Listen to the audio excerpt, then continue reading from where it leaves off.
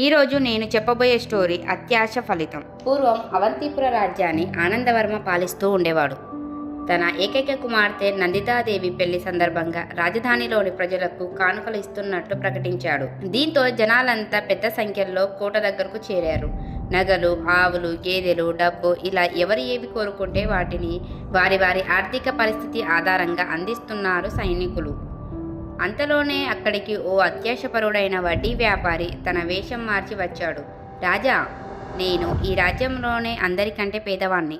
నాకు మిగిలిన వారికన్నా ఎక్కువ నగలు, డబ్బు ఇప్పించరు అని రాజును ప్రాధేయపడ్డాడు. కూతురి వివాహం సంతోషంలో ఉన్న ఆనందవర్మ అతడి కోరికను కాదనలేకపోయాడు. ఎవరక్కడ? ఈ వ్యక్తికి అతడు మోయగలిగేంత ధనం, నగలు కానుకగా ఇచ్చి పంపించండి అని సైనికులకు ఆదేశించాడు.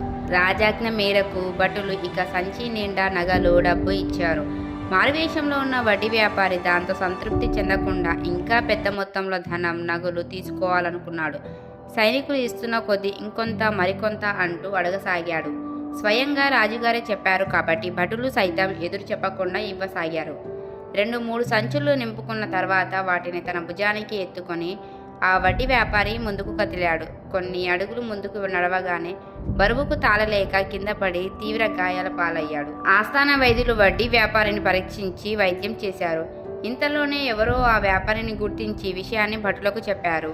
వారు రాజుకు ఫిర్యాదు చేశారు. ఆనందవర్మకు విపరీతమైన కోపం వచ్చినా శిక్షించకుండా మన్నించాడు. కానీ వడ్డీ వ్యాపారికి మాత్రం అతడి అత్యాశే శిక్ష విధించింది. కింద పడ్డప్పుడు వెన్నెముక్కకు తీవ్ర గాయం కావడంతో కాళ్ళు చచ్చుబడిపోయాయి. మంచానికే పరిమితం అయిపోయాడు. తన దురాశే దుఃఖానికి కారణమైనందుకు జీవితాంతం బాధపడ్డాడు.